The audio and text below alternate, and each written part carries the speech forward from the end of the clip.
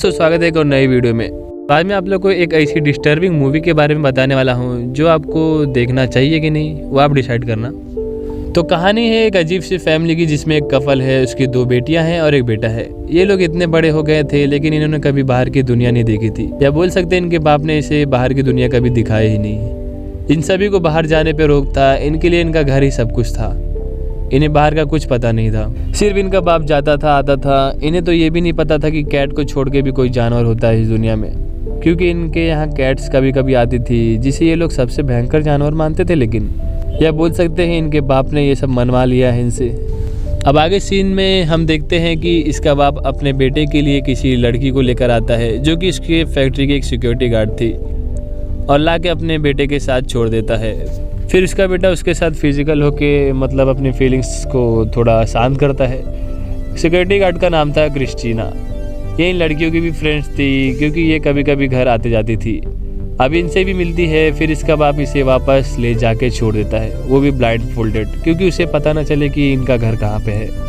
इनका बाप इन्हें अलग अलग टास्क भी देता था, जो जीतता था उन्हें वो उसके हिसाब से स्टिकर्स देता था। जिसके पास ज़्यादा स्टिकर्स होते थे उनके हिसाब से इंटरटेनिंग कुछ होता था घर में। तो अब इनका भाई जीत गया था तो वो बोलता है आज हम टीवी देखेंगे, और टीवी में भी इन्हें क्या देखने मिलता है, उन्हीं की रिकॉर्डिंग्स, मतलब उन्हीं के घर की उनकी।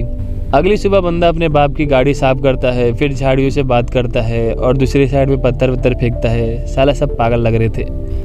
इनकी ज़िंदगी बस ऐसी ही चल रही थी। बाद में इनका बाप अपनी फैक्ट्री के लिए चला जाता है बाहर, जहाँ ये उस गार्ड क्रिस्टीना से बोलता है तुम वापस कब आओगे?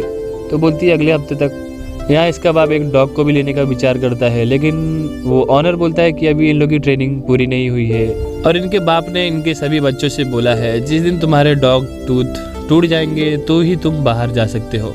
मतलब इस डॉग टूथ के पीछे क्या कहानी थी वो तो आगे पता चलेगी। अब बाद में ये फिर से उस क्रिस्टीना को साथ लेकर जाता है अपने घर पे, लेकिन इस बार इसका बेटा बोलता है मुझसे ये नहीं होगा। बंदी बोलती है तुम्हें पता नहीं है क्या कि ये तुम अपने लिए कर रहे हो, मेरे लिए नहीं। फिर भी शायद ये फिजिकल होते हैं। बाद में ये उसकी बड़ी बहन के पास आती है और बोलती है मैं तुम्हें अपना ये हेयर बैंड दूंगी, उसके बदले तुम्हें मेरी बॉडी लिक करनी होगी, मतलब उसकी उस जगह को।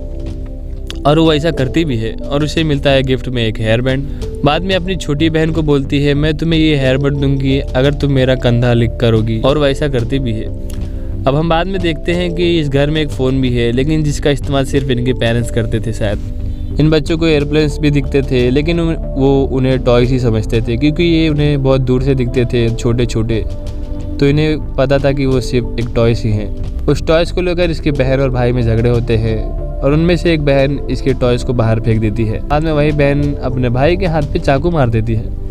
उसके बाद बंदी को उसकी माँ बहुत मारती है। जब इसका बाप आता है तो वो बोलता है मेरा टॉय बाहर फेंक दिया है। इसका बाप ये लेने के लिए कार से बाहर जाता है। वैसे वो पैदल भी जा सकता था क्योंकि 1-2 कदम ही दूर गिरा था वो टॉय, लेकिन इसने अपने बच्चों से मना किया है कि तुम बाहर पैर भी नहीं रख सकते। अगले दिन इनके गार्डन में एक बिल्ली आ जाती है जिसे देख ये लोग डर गए थे। जैसा तैसा इनका भाई डरते डरते उस बिल्ली को मार देता है। जो बात इसके बाप को पता चलता है तो ये घर पे आते हुए अपने कपड़े वपड़े फाड़ के नकली खून लगा लेता है अपने सारे कपड़ों पे, जिसमें इसके बाप ने इनको बताया था कि इनके बड़े भाई को कैट ने मार दिया है, मैंने कैसे करके अपनी जान बचाई है। मतलब उसने बताया था कि उनका एक बड़ा भाई भी है। वो उनके मन में बिल्ली के लिए डर बना के रखना चाहता था क्योंकि उन्होंने एक बिल्ली को मार दिया था। तो अब वो उन्हें बचने के लिए कुत्ते जैसा भूखने की ट्रेनिंग कराता है, और वो बच्चे करते भी हैं, और उनकी माँ भी साथ में भूख रही थी। इन्हें पता चलता है कि घर में 2 और मेहमान आने वाले हैं क्योंकि इनकी माँ प्रेग्नेंट थी। ये लोग रोज़ कोई ना कोई नए गेम टास्क खेलते रहते थे। अब रात में छोटी बहन बड़ी वाली को बोलती है मैं तुम्हें लिक करूँगी तो तुम मुझे कुछ दोगी? तो बोलती है मेरे पास कुछ देने के लिए है ही नहीं। तो ये बोलती है फ़र्क नहीं पड़ता, और उसे नीचे लिक करती है और उसको अच्छा भी लगता है। बाद में इसका बाप बाहर से फिश ला के पूल में डाल देता है, तो उसकी बेटी देखती है और बोलती है डैड पूल में फिश आ चुकी है देखो। तो उन्हें लगता था कि फिश पूल में ऐसे ही ग्रो हो जाती है। इसका बाप तो इन्हें पता नहीं क्या क्या बहका रहा था। बाद में वापस से क्रिस्टीना आती है, बेटे की फीलिंग शांत करती है। फिर वो बड़ी बहन से बात करती है, बोलती है लिक करना है, उसके बदले तुम्हें मैं कुछ दूसरा गिफ्ट दूंगी इस समय। लेकिन ये उसके पास मौजूद कैसेट मांगती है जिसमें बाहर की कुछ रिकॉर्डिंग्स हो सकती है। फिर से उस क्रिस्टीना का लिक करती है। रात को ये उस सीडी को देखती है और उसका बाप जागता है तब तक ये छुपा वपा देती है, लेकिन इसने थोड़ा कुछ बाहर की चीज़ों को देख लिया था।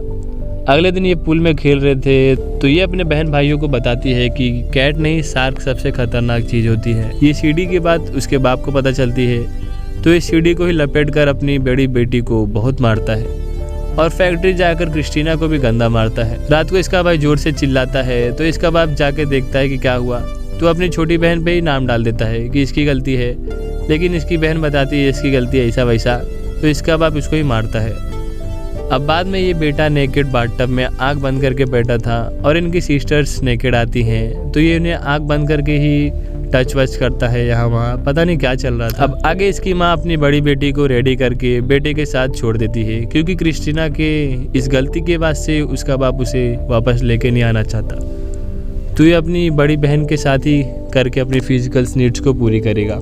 साला क्या क्या देखना पड़ रहा है। अब इनके पेरेंट्स की एनिवर्सरी थी, ये लोग डांस वांस करते हैं, फिर सब सो जाते हैं तो ये बड़ी बेटी अपने ही हाथ से अपना डॉग टूथ तोड़ लेती है क्योंकि उसे बाहर जाना था और अपने दांत पे मारती है, दांत टूट जाता है, खून खून आता है मुँह से। तो ये बकचोदी करने के बाद वो जाके अपने बाप की गाड़ी की डिग्गी में छुप जाती है। तो जब इसके बाप को पता चलता है कि वो गायब हो चुकी है तो वो बाहर ढूंढने लगता है। ये लोग गार्डन्स में भी ढूंढते हैं और वो कहीं नहीं मिलती क्योंकि उन्हें लगा था कि वो बाहर भाग गई। ये अपनी वाइफ को बोलता है मैं डॉग कल लेके आऊँगा। अब सुबह ये फैक्ट्री पे गाड़ी लेके निकल जाता है और कार यहाँ फैक्ट्री के बाहर खड़ी थी और ये मूवी भी यहीं ख़त्म हो जाती है। तो शायद अब वो कार से निकल गई हो और दुनिया देखी हो, पता नहीं आगे क्या हुआ क्योंकि ये स्टोरी तो यहीं तक थी।